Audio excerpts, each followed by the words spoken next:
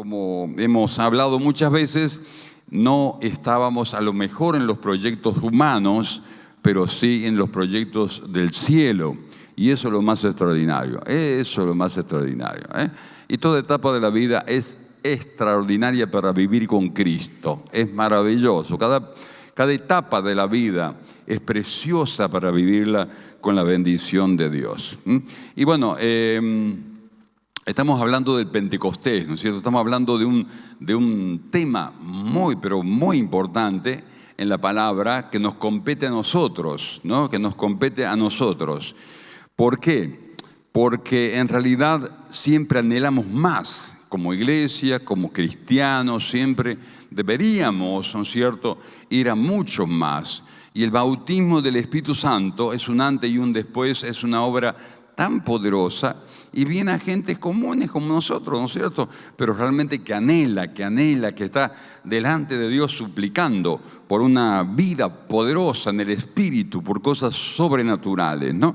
Entonces hoy quiero plantearles el Pentecostés de los samaritanos. Habíamos visto el Pentecostés de Pablo, el apóstol, habíamos visto el Pentecostés de Cornelio y su familia, por supuesto, porque la obra de Dios se iba expandiendo también, ¿no? Y también vamos a ver ahora el Pentecostés de los samaritanos, que era un pueblo muy especial. Y obviamente que debemos acercarnos a la Biblia conociendo, ¿no? Conociendo la palabra y sabiendo el entorno, el contexto histórico que se vivía. Atención, dice Hechos capítulo 8, versículo 4. Pero los que fueron esparcidos, porque se desató un gran avivamiento y una gran persecución en definitiva. Mire lo que trae la obra del Espíritu Santo, persecución. Iban por todas partes anunciando, lo que iban siendo esparcidos por la persecución, anunciando el Evangelio.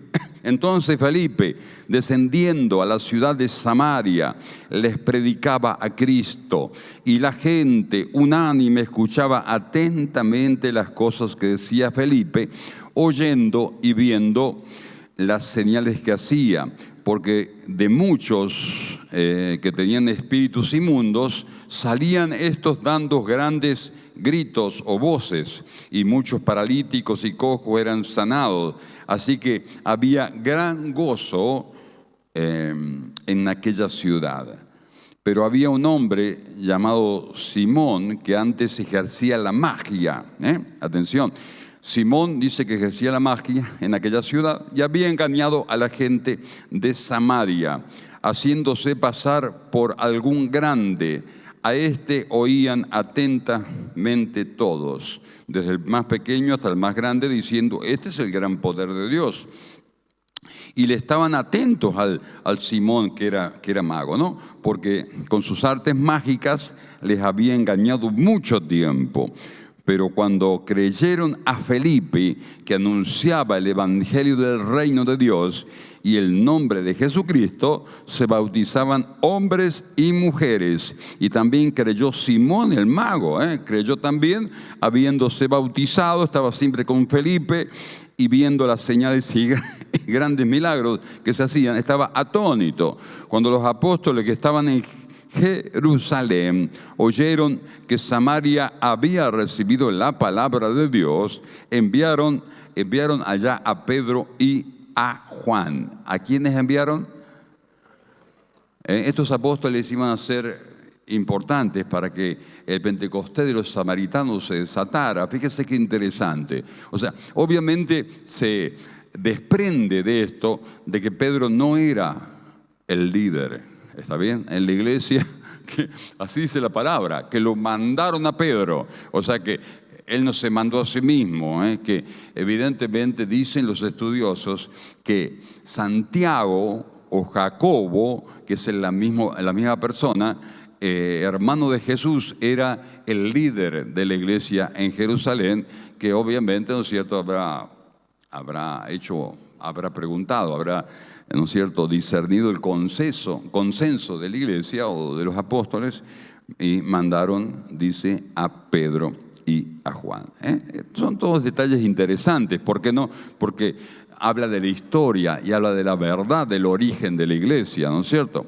Bueno, los cuales Pedro y Juan, habiendo venido, oraron por ellos para que recibiesen el Espíritu Santo. Atención, porque esto es una doctrina muy importante en cuanto al bautismo del Espíritu Santo. Fíjense que ellos se habían convertido, se habían bautizado y no habían recibido el Espíritu Santo todavía en el concepto del bautismo del Espíritu Santo. Atención, eran creyentes, se habían bautizado en agua, pero todavía no habían recibido el Espíritu Santo. No había descendido sobre ninguno de ellos todavía, sino que solamente habían sido bautizados en el nombre de Jesús por agua, por supuesto, ¿no? Por inmersión, como hacemos nosotros, ¿no? Entonces les imponían las manos y recibían el Espíritu Santo. Qué interesante todo esto, qué importante, qué manifiesta que es la obra del Espíritu Santo, cuántos detalles, cuántos aún misterios de cómo se mueve, cómo se derrama el Espíritu Santo. O sea, usted puede recibir una experiencia del Espíritu Santo que todavía no haya recibido, por más que ha creído y por más que se ha bautizado en agua, sí, lo puede hacer. Si usted lo busca, ¿está bien? Yo recuerdo cuando recibí el bautismo del Espíritu Santo, estaba verdaderamente sorprendido, porque yo lo pedía, pero tal vez no lo creía que yo podía recibir algo tan sobrenatural como iba a ser eso, ¿no es cierto? Estaba tan gozoso, tan contento, tan feliz, ¿no? Y le compartí a un estudiante también de la facultad que era de otra congregación, que estudiaba allí, y me dio una frase que la verdad que me hizo pensar, ¿no? Para poder meditar, ¿no? En lo que el ser humano, por ejemplo, se puede perder. Y me decía, a mí no me gusta ese tipo de enseñanza del bautismo del Espíritu Santo, porque hay iglesias, hay grupos cristianos que no creen en el bautismo del Espíritu Santo. Creen que como que vos te convertiste, ya chau, ya terminó toda la obra del Espíritu Santo en vos. Obviamente que el Espíritu Santo empezó una obra en vos, ¿no es cierto? Cuando te convertiste, cuando te bautizás, cuando obedeces al Señor, ¿no es cierto? Cuando aprendes la palabra, pero no se ha completado todavía. ¿Está bien? Entonces hay iglesias que, bueno, hay grupos cristianos que no creen en el bautismo del Espíritu Santo. Hay que decir, ¿no? El grupo carismático al cual yo me identifico, ¿no es cierto? Obviamente que es una creencia básica, fundamental, ¿no es cierto? O el grupo pentecostal que nació en el año 1900 aproximadamente, 1910, o el grupo carismático son los que han impulsado. Pero no es casualidad que son los grupos cristianos que más crecen en el mundo. Amén. Porque si bien es cierto que la iglesia de Jesús, sea como sea, ¿no es cierto?, se va expandiendo, va creciendo, obviamente que es el bautismo, esta enseñanza del bautismo del Espíritu Santo, la que va impulsando con tremendo poder y le da otro carácter a la obra de Dios, otra forma de vivir el cristianismo al creyente, a cada uno, al individuo que se acerca al Señor y clama y pide y desea ser lleno con el bautismo de poder. Por eso Jesús le dijo, sí, ellos eran creyentes, todo bárbaro, pero esperen hasta que sean investidos con el poder de lo alto. Hechos 1:8. Ya lo hemos visto, ya lo hemos analizado. Había que esperar, está bien, podían haber predicado, ya lo hacían. Podían haber orado por los enfermos, ya lo hacían, ya lo venían haciendo. Podían haber liberado, claro, pero estaban bajo la cobertura de Jesús. Estaban bajo la cobertura de aquel que había recibido el bautismo del Espíritu Santo. En el bautismo, ¿se acuerda que cuando se bautizó Jesús vino el Espíritu Santo sobre el Señor Jesús y fue lleno del Espíritu Santo, ¿no es cierto? O sea, eso es claro, ¿no? Pero realmente ellos debían entender que Jesús se iba al cielo y que debían recibir esa investidura del bautismo de poder. Era una promesa que Dios les había hecho a través de los profetas en el antiguo pacto, y debían esperar, y esperaron 10 días. ¿Se acuerda usted de la historia, no es cierto? Entonces es muy importante entender que los samaritanos para Dios eran importantes, ¿eh? Si bien para los religiosos de la época de Jesús eran despreciados, evidentemente nos muestran los evangelios que para Jesús los samaritanos eran tenidos en cuenta. Por eso Jesús, cuando se va, y en Hechos 1:8, le repito ese pasaje porque es un pasaje muy importante, dice: recibiréis poder cuando venga sobre vosotros el Espíritu Santo, y me seréis testigos en Jerusalén. ¿En dónde va? En Judea y en Samaria. Fíjense cómo el Señor Jesús, y hasta lo último de la tierra, pero cómo Jesús tenía en cuenta Samaria. Tenía en cuenta Samaria. Un día, andando por allí, el Señor sanó a 10 leprosos. Dice la Biblia en Lucas 17:11, yendo Jesús a Jerusalén, pasaba entre Samaria y Galilea, y salieron 10 leprosos y le rogaron que los sanase. Solamente uno volvió a darle la gloria a Jesús. Se postró delante del Señor, le honró agradeciéndole, ¿no es cierto? ¿Y quién era ese? El único de los 10 sanados era samaritano. Amén. Es una gran lección que le quiere dar Jesús a los religiosos de la época. Es muy importante entender eso. Después, en otro momento, Juan capítulo 4, encontramos la famosa historia de la mujer samaritana, a la cual el Señor le dice todos sus pecados, y realmente le habla de beber el agua de vida del Espíritu Santo a la mujer samaritana. Y después, cómo Jesús entró en la aldea de los samaritanos, o se entrevistó con ellos para predicarle. Entonces, estuvo realmente en el corazón de Jesús los samaritanos. Los samaritanos eran grandemente despreciados. ¿Por qué? Y bueno, porque hay una cuestión racial ahí, ¿no? ¿Se acuerda la parábola del buen samaritano, ¿no es cierto? El sacerdote no ayudó al herido, el levita, obrero del templo, servidor del templo, tampoco le ayudó al herido, y solamente pasó un samaritano, pero sí le ayudó, tuvo misericordia del hombre herido. Interesante. Entonces quiere demostrarnos de la hipocresía religiosa y la hipocresía del racismo que muchas veces despreciaba a los samaritanos. ¿Por qué racismo y por qué lo despreciaba? Bueno, en el año 721 a.C., fíjese que la historia se divide en dos, ¿no es cierto? Antes de Cristo, después de Cristo. Por eso se dice que Jesús dividió la historia.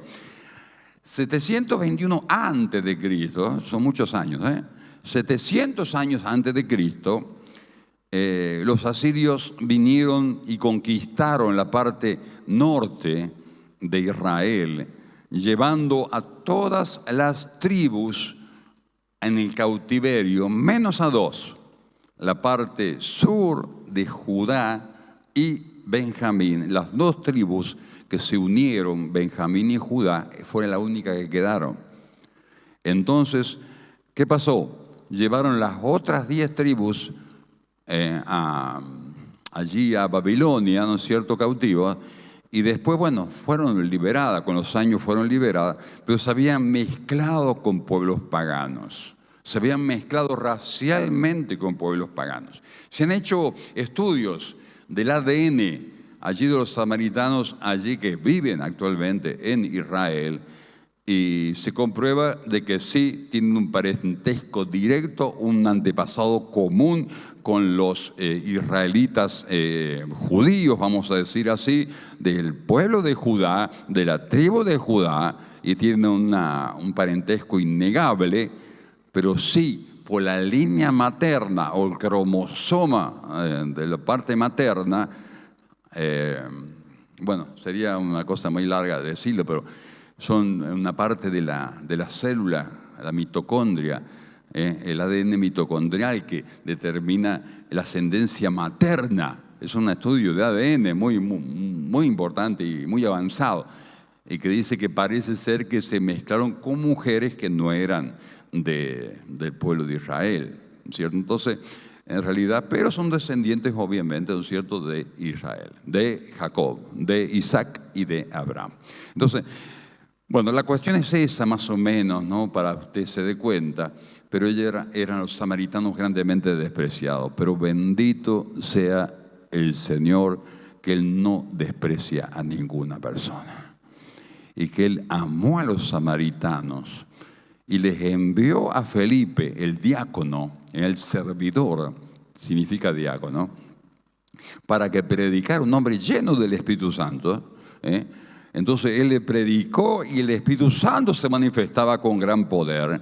Acuérdense que habían sido investidos del poder del fuego del avivamiento en Pentecostés, hermano, y entonces había un impacto poderoso en Samaria, y la gente se convertía, y la gente se bautizaba con agua, y después fueron bautizados con el Espíritu Santo de Dios. Amén. Eso es muy claro, la historia es muy clara. Hoy quiero decirles algo. El avivamiento o el bautismo de poder o el Pentecostés de los samaritanos nos hace reflexionar en tres cosas importantes para el bautismo del Espíritu Santo.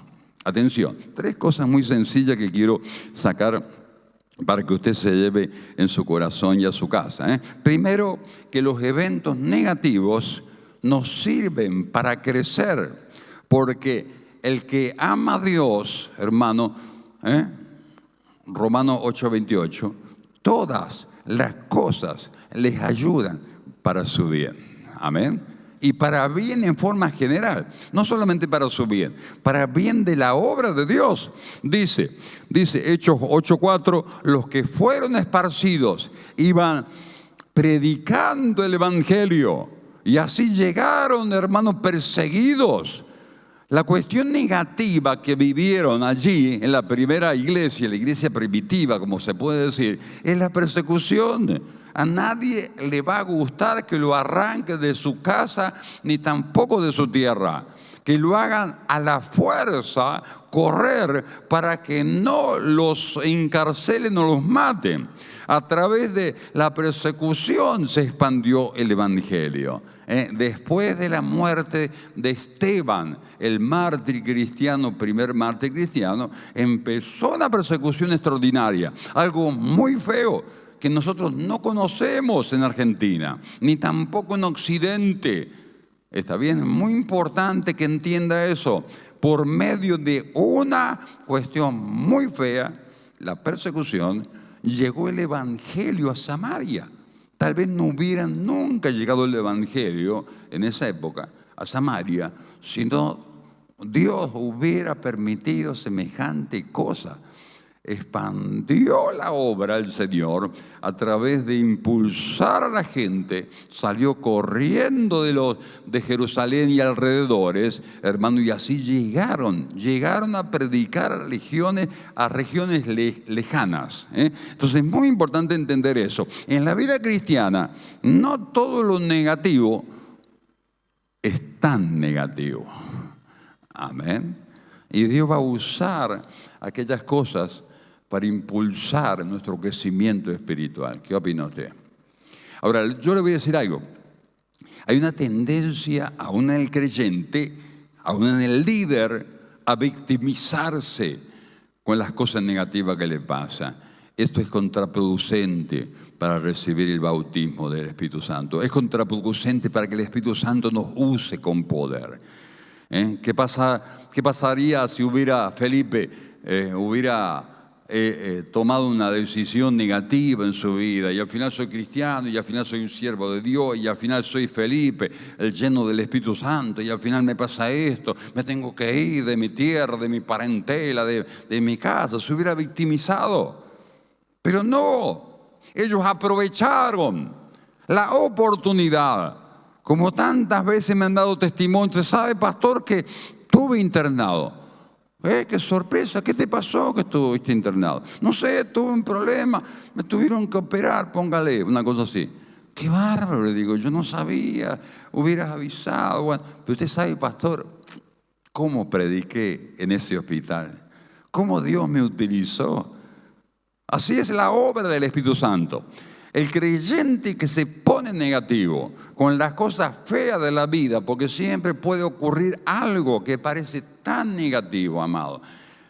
El creyente que se tira abajo, el creyente que se victimiza, el creyente que lo toma mal, que se queja con Dios, que se enoja con... Amado, no puede ser utilizado por el Espíritu Santo.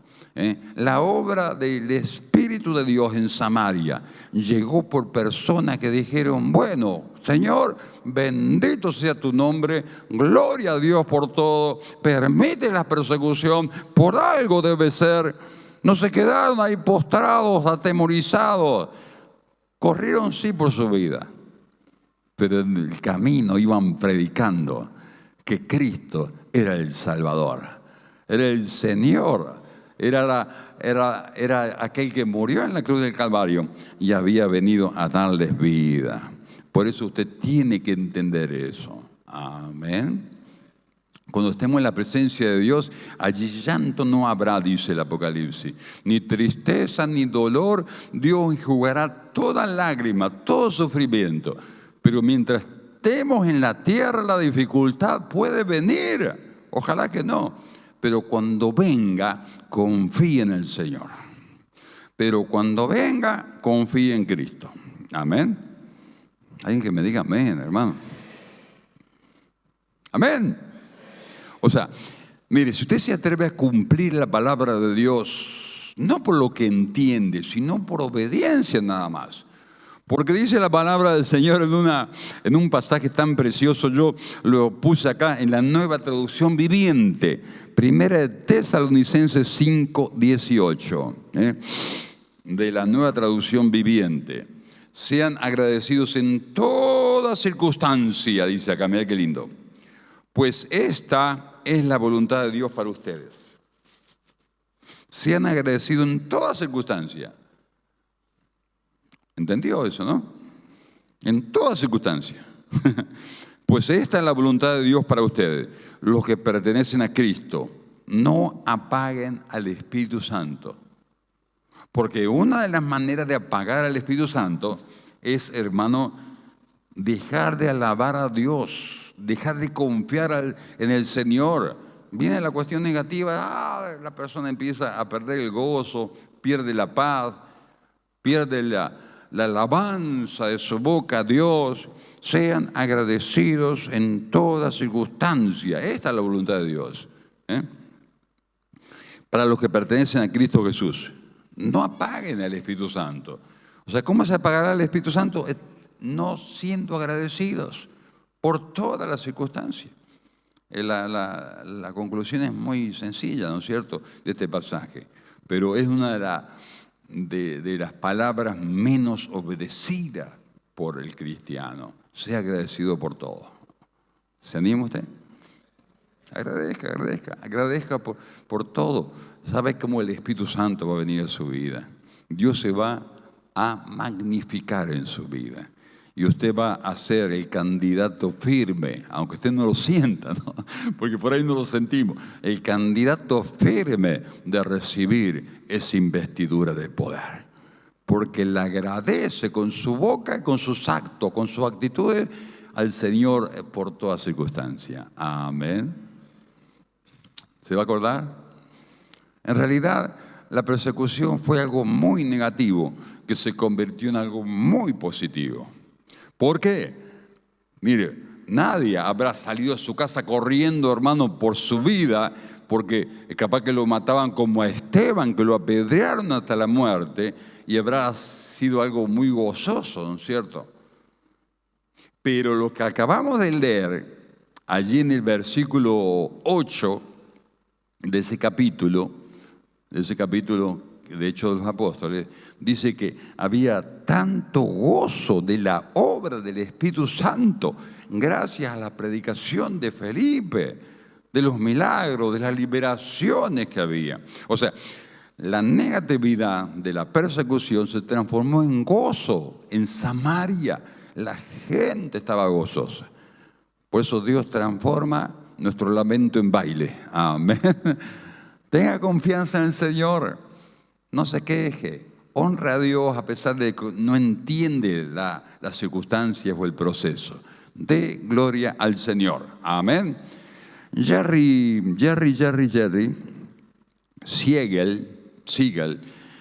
Siegel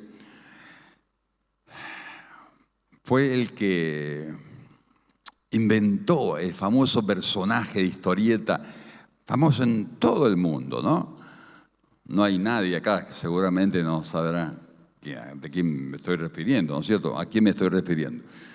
Jerry Siegel escribió el guión de Superman, el hombre de la capa, el hombre de ese traje tan llamativo, ¿no es cierto? Que dice una S acá, ¿no es cierto? Superman, amén, que era el que defendía a los buenos y hacía justicia contra los malos. ¿Se acuerda? Superman. ¿Quién conoce a Superman? Que levante su mano. ¿Quién vio la película de Superman? Seguramente, la historieta, ¿no es cierto? Bueno, creo que es realmente famoso en todo el mundo. Bueno, el escritor de esto, obviamente, no le escribió en una circunstancia muy agradable. La historia dice que al padre de Jerry Siegel lo matan en un asalto. Tenía un negocio el papá de este dibujante, de este guionista, mejor dicho. El dibujante era otro, pero este era el guionista de toda la historieta de Superman. Al padre lo matan en un asalto en Estados Unidos. Y dice, volvimos de enterrar a mi padre, volvimos del cementerio, yo llegué a mi casa. Dice, yo no podía entender por qué sucedió eso. Me encerré en mi habitación y no quería salir. Y empecé a escribir un guión de un superhombre que defendía a los débiles, que hacía justicia contra los malos. Interesante, ¿no? Yo digo, es un ejemplo nomás, ¿no es cierto? Una ilustración de cómo desde el dolor puede salir cosas, no sé, lindas, porque han alegrado generaciones. Esas historias que surgió del dolor, de la pérdida injusta de un hombre trabajador, de un padre de familia. No sé, surgió desde allí, desde el dolor, algo que realmente que ha, no sé, alegrado la vida de tanta gente. Tal vez en el subconsciente de la humanidad esté ese deseo de que aparezca alguien que nos ayude en medio de tanta injusticia que se vive, en medio de tanta maldad, de lo más profundo de nuestro ser.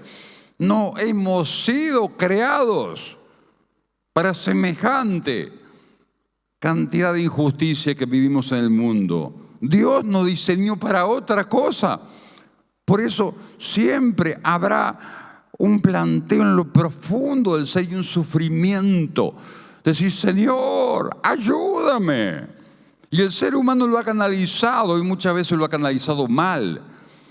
Pero en lo más profundo del ser humano hay un deseo de decir, Señor, ¿quién nos podrá ayudar? Ayúdanos tú, Señor, que nos creaste, a poder vivir nuestros años sobre la tierra, librándonos del mal, del maligno, de toda sarta de injusticia que se vive, ¿no es cierto? Pero yo digo una cosa, no se desanime, busque la bendición del Espíritu Santo de Dios, busque el bautismo de poder, aún en medio de la prueba, aún en medio del sufrimiento, Dios va a convertir tu lamento en baile. Te va a sorprender el Señor.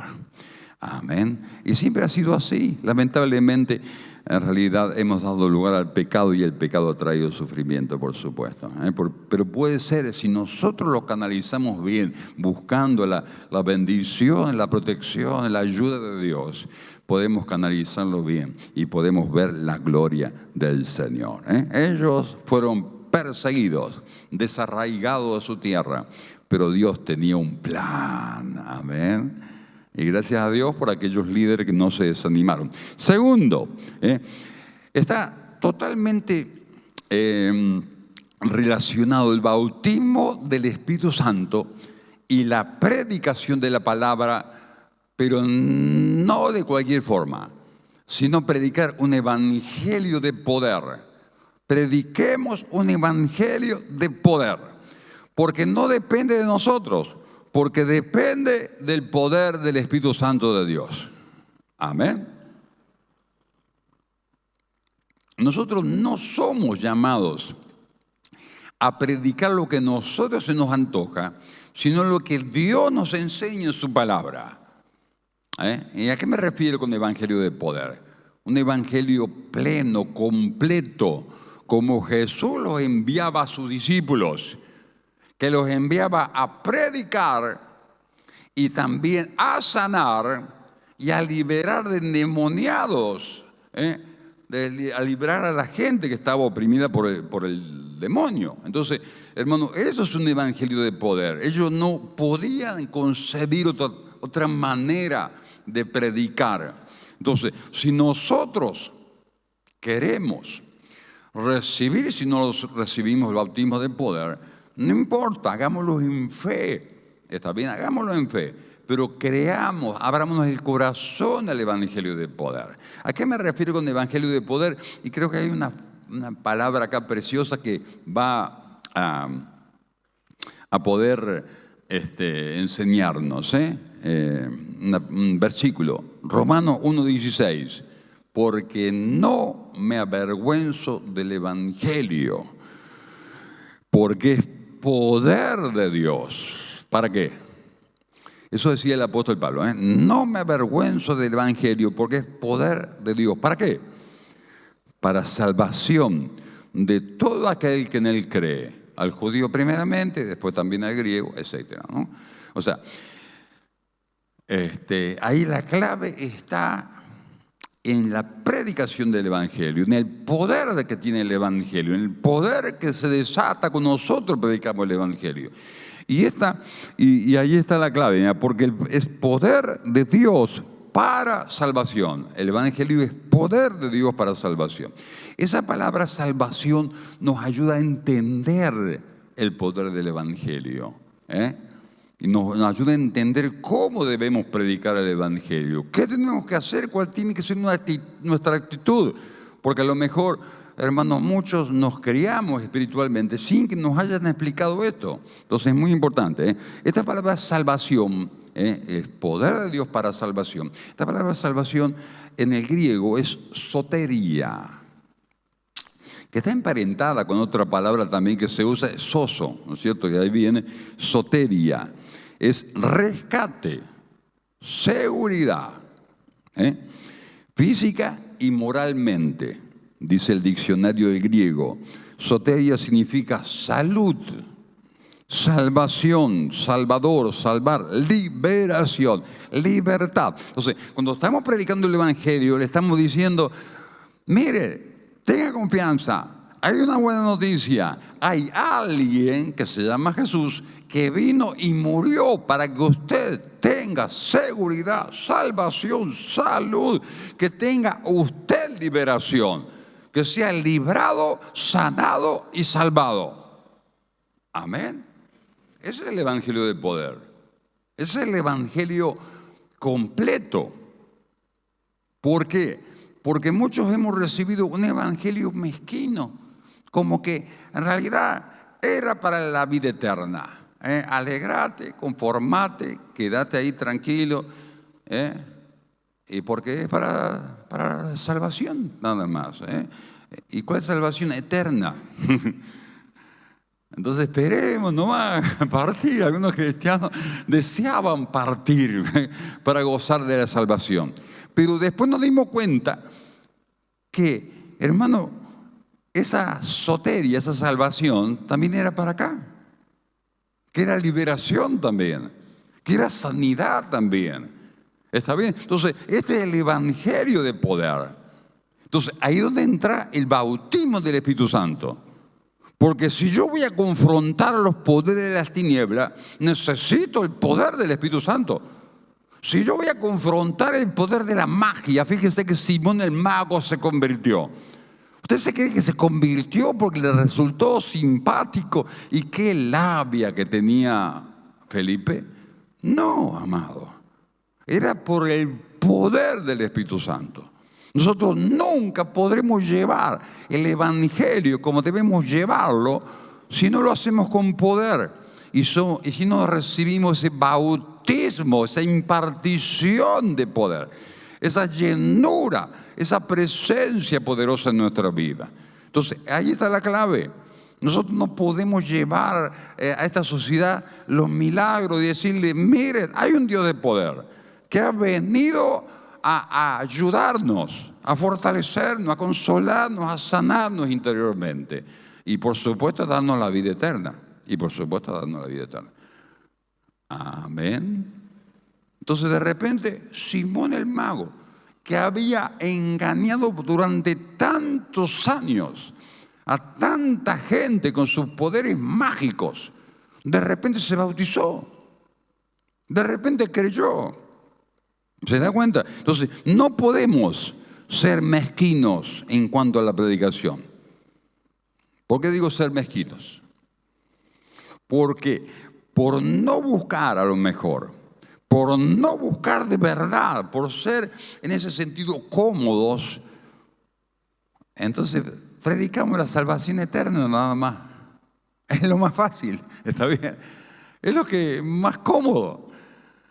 Entonces no tengo ningún compromiso con liberar a los demoniados. Así me decían de una iglesia. Me decían, vaya usted, pastor, que usted tiene el don. Cuando yo no era, cuando ya no era pastor yo de esa iglesia, me seguían llamando para que vaya porque hay un endemoniado. Usted que tiene el don. Claro, eso es muy fácil, amado. Eso es más cómodo. ¿Se da cuenta? Entonces predico el evangelio de salvación nomás para la vida eterna. Y hermano, no se preocupe, no hay mal que dure 100 años. Amén. Entonces, no te preocupes que tenés la vida eterna. Sufrí todo lo que el diablo quiere hacerte sufrir, sufrílo nomás. Que más de 100 años seguramente que no va a durar eso en tu vida. No, no es así el evangelio, amado. Entonces, si tenemos un pensamiento correcto, vamos a llegar a buen puerto y vamos a llegar a vivir la gloria de Dios. En cuanto al evangelio, yo no me puedo acomodar a un pensamiento, hermano, humano solamente. Yo tengo que remitirme la palabra del Señor. Amén. Entonces, muy importante que prediquemos ese tipo de evangelio. Entramos en la casa o le decimos a la persona, sí, mire, yo tengo a Cristo que va a obrar en su vida, porque Él para eso vino, para eso murió, para eso derramó su sangre, para perdonar sus pecados. Entonces empieza por arrepentirse, pero también para solucionar su angustia, su depresión, la opresión diabólica que viene acarreando durante tantos años, ese peso espiritual que usted tiene. Un Dios realmente puede hacer milagros en su vida. Créalo, créalo, porque el Señor levantó a uno de los muertos. Amén. Entonces, ese es el tipo de evangelio que tenemos que predicar. Porque ¿sabe una cosa? Porque Dios nos va a respaldar. Porque Dios respalda su palabra. Y en realidad es un acto de fe también. ¿Por qué? Y porque no depende de mí, depende de la obra del Espíritu Santo. También en definitiva depende de su manifestación en mi vida. Pero yo me atrevo a proclamarlo. Yo me atrevo a confesar al que salva, sana y libera. Yo me atrevo a decir que mi Dios es poderoso y que no va a fallar porque siempre ha prometido y siempre ha cumplido. Amén. Ahora, si yo no lo digo porque soy medio como que no me quiero arriesgar, entonces eso no es fe. ¿eh?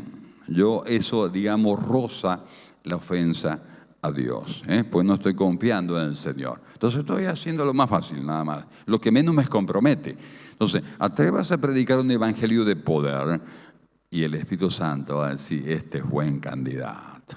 Este necesita ser impartido con el poder del Espíritu Santo, llenado, bautizado en fuego y poder. ¿Qué opina usted? Así va a ser, así va a ser. Entonces, amado, vaya a la casa, vaya a visitar a su pariente y dígale, ¿qué problema tenés? Vamos a confiar en Dios, vamos a pedir a Dios que haga el milagro. ¿Hay algún enfermo en esta casa? Qué linda pregunta, ¿no? Cuando entramos en una casa y preguntamos, ¿hay algún enfermo en esta casa? Bueno, vamos a orar por él, porque Dios es bueno, y por su llaga, dice la Biblia, que somos nosotros curados. Amén. Y esa es la buena noticia. Esa es la buena noticia. Cuando la buena noticia no se da completa, se da parcial, entonces yo estoy siendo bastante mezquino con el tema. Atención. Tercero, hermano, el tema del bautismo del Espíritu Santo.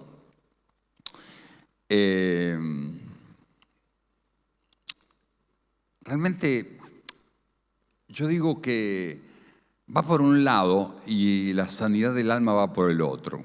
Pero muchas veces se ve, lamentablemente, a cristianos que no son personas que han sido sanados interiormente. ¿Por qué? Porque tienen muchos conflictos interiores. Y no es novedad eso, porque todos venimos al camino del Señor con necesidad de ser sanados. O sea, ¿está bien? O sea, yo no me puedo poner a pensar, por ejemplo, en Simón y decir, que se va a convertir falso creyente. Como hay falsos creyentes por ahí. ¿No ha escuchado una predicación así? Porque algunos son falsos que... No, yo no soy llamado a estar investigando a ver que se convirtió de verdad, a ver realmente su corazón. No, eso lo hace Dios. Este hombre se convirtió. Después, en definitiva, dice la Biblia que cuando vio a Pedro y a Juan, dice Hechos 8:13, también creyó Simón mismo habiéndose bautizado. Y veía cómo Felipe realmente era usado por el Señor, ¿no? Y el 18, Hechos 8:18, cuando vio a Simón que por la imposición de las manos de los apóstoles se dio el Espíritu Santo, les ofreció dinero para tener ese poder del Espíritu Santo. Fíjese, obviamente que por Pedro fue rechazado. Entonces, muchas veces la persona se convierte como Simón, cree en Cristo como Simón, pero no ha sido sano de un montón de conflictos interiores como era Simón, evidentemente. Yo no puedo decir, un falso creyente. Yo creo que era un creyente que necesitaba sanidad profunda de su alma, de complejos, de conflictos, tal vez de rechazos, y termina diciéndole con discernimiento de espíritu, Pedro, tu dinero perezca contigo, porque veo que estás en prisión de maldad y en hiel de amargura. O sea, había un espíritu evidentemente que era muy fuerte en Simón el mago, el que había sido mago, que era amargura. ¿Qué habrá sufrido Simón? No lo sabemos, posiblemente lo que llamamos rechazo, ¿no es cierto? Ahora. Pero él necesitaba entender ese proceso, esa sanidad que tenía que recibir. Es más, tenía que renunciar Simón, el que había sido mago, a todo compromiso con las tinieblas, a toda amargura, a toda ira, a toda falta de perdón hacia aquellas personas que la habían rechazado. ¿De dónde venía esa intención de Simón el mago para hacerse el poderoso? Para querer demostrar a la gente que tenía poder. Porque dice que había engañado por muchos años a mucha gente con la magia. Pero cuando vio que el Espíritu Santo era más poderoso todavía, él quería tener poder. ¿Para qué? Para ser reconocido, para ser mencionado, para hacer, no sé, que la gente lo admire como lo admiraba antes, o tal vez que le tenía miedo antes, ¿no es cierto? Pero en su corazón evidentemente había egoísmo. ¿Por qué? Porque lejos de decir que no era creyente, que era un falso creyente, como yo he escuchado por ahí, yo digo, realmente él todavía no entendía la dimensión del Evangelio, la dimensión del amor de Dios. ¿Por qué? Porque el poder viene para ayudar, no viene para hacerme el famoso. No, el poder va a venir cuando yo entiendo la dimensión de la misericordia del Altísimo, que viene a ayudar a la persona oprimida. Está bien, que viene a ayudar a los que están atados por fuerzas satánicas, para salvar eternamente las almas, por supuesto, pero también para darle una solución espiritual a la problemática profunda que tiene tanta gente, y la humanidad misma. Entonces, todavía no había entendido eso. Ahora, yo no puedo decir que era un falso creyente, porque cuando Pedro le sentencia al arrepentimiento. Es muy interesante lo que dice Pedro finalmente, ¿no? Porque le dice, entonces, 8:20, Hechos 8:20, entonces Pedro le dijo, tu dinero perezca contigo. Cuando a ustedes le vienen a ofrecer un trabajito así medio trucho, así, que tienen cosas raras, cuando alguien sepa que usted tiene muchos a cargo, muchas células, ¿no? Muchos grupos de crecimiento y venga a ofrecerle un trabajito y es para acarrear votos, usted dígale, tu dinero perezca contigo. Amén. ¿Por qué? Porque es muy habitual en el mundo. En el mundo, el incrédulo habitualmente piensa que todo es negocio, que todo es dinero. No toma en cuenta porque no cree en el reino de Dios. No cree en el mundo espiritual. Vamos a empezar por ahí. Si lo cree, totalmente confundido.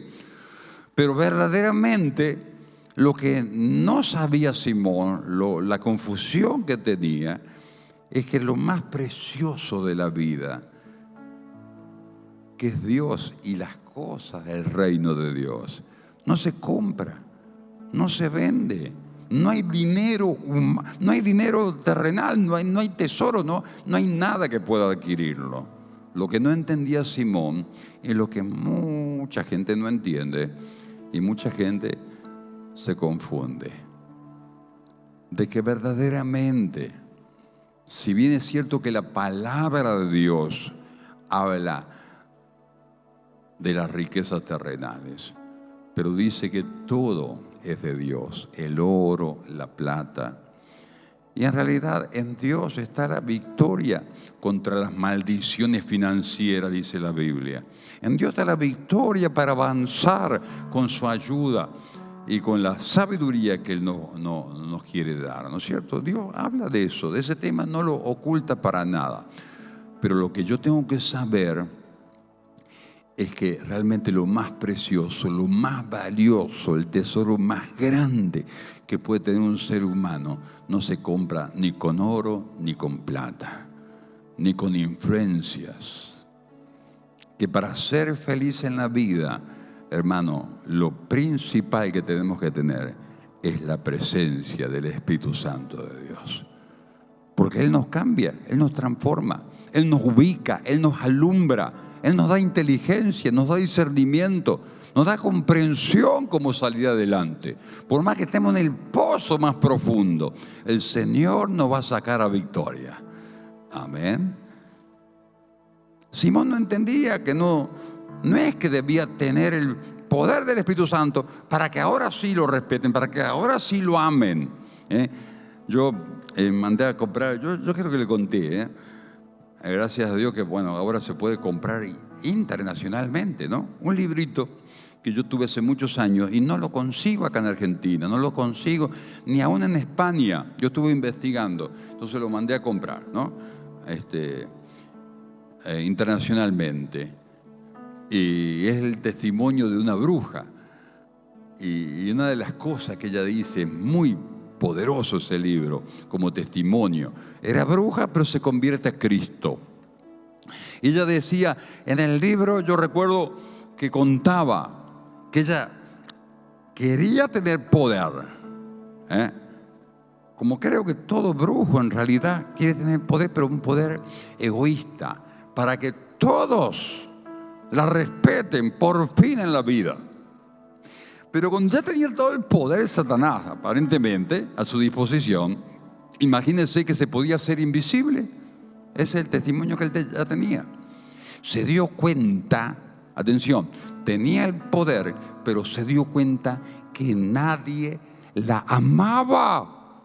Nadie. Ni Satanás, ni ningún demonio la amaba. Ni ninguna persona que ella conociera en la tierra la amaba. Se dio cuenta que nadie la amaba. Eso es la desgracia más grande que le puede suceder a un ser humano. Porque ahora por fin tenía el poder que había deseado. Y eso es lo que le atrajo a la brujería.